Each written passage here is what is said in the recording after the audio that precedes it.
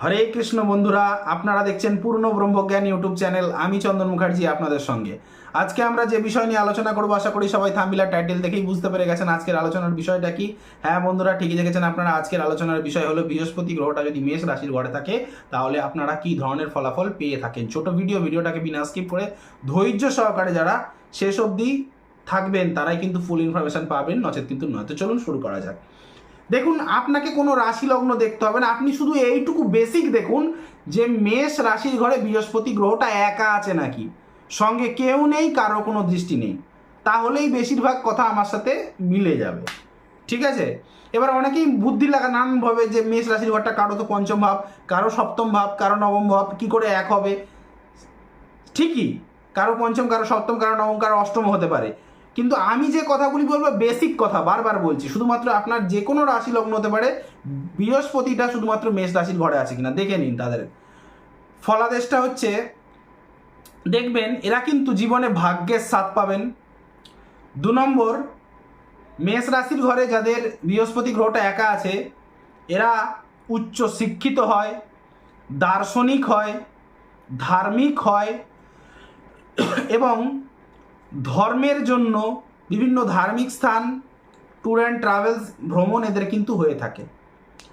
এছাড়াও ধার্মিক বা ত্যাগের কারণে এরা কিন্তু ভালো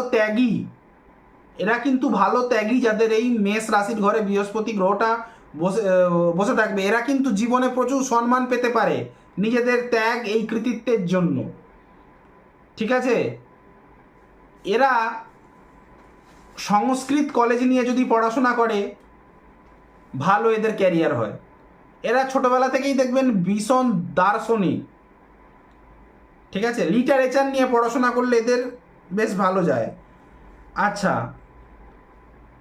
ছোটবেলা থেকেই এরা আদর্শবাদী, কাউকে না কাউকে আদর্শ মেনে চলে এবং স্বাধীন চেতা।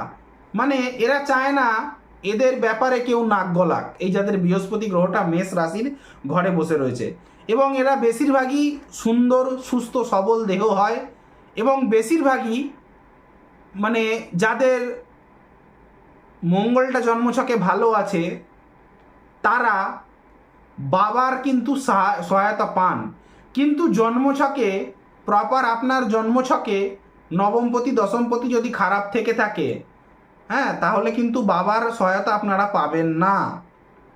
এবং আমি এটাও দেখেছি, এই যাদের এই বৃহস্পতি গ্রহটা মেষ রাশির ঘরে এসে বসলো এরা কিন্তু একটু ইগোস্টিক নেচারের হয়ে থাকে, একটু অহংকারী নেচারের হয়ে থাকে। চট করে কিন্তু সবার সঙ্গে সামনে থেকে আপন করে নিতে এরা কিন্তু পারে না। এই কথাটা মিলিয়ে নেবেন। ভিডিওটা যদি ভালো লাগতে শুরু করে থাকে একটা লাইক করবেন, কমেন্ট করবেন, বেশি বেশি করে শেয়ার করবেন। চ্যানেলটিতে নতুন হলে সাবস্ক্রাইব বাটনটা প্রেস করে নোটিফিকেশানে গিয়ে অন দেওয়াবেন, যার ফলে আমার তৈরি ভিডিও বেরোতেই সবার প্রথম আপনারা পাবেন। আমাকে দিয়ে যদি কনসাল্ট করাতে হয় স্ক্রিনে দেওয়া নাম্বারে কল বা হোয়াটসঅ্যাপ করে সরাসরি আমার সাথে কথা বলে বুকিং করাতে পারেন। আমার নাম্বারটি হলো 8697429744। আরেকবার বলছি, 8697429744। এটা হচ্ছে কলিং নাম্বার। আর হোয়াটসঅ্যাপ নাম্বারটা হচ্ছে 9619396811। আজ এখানেই রাখলাম, দেখা হচ্ছে নেক্সট কোনো ভিডিওতে, নেক্সট কোনো টপিকে। ততক্ষণ পর্যন্ত ভালো থাকুন, সুস্থ থাকুন, আর সুস্থ আপনাদের থাকতেই হবে। হরে কৃষ্ণ।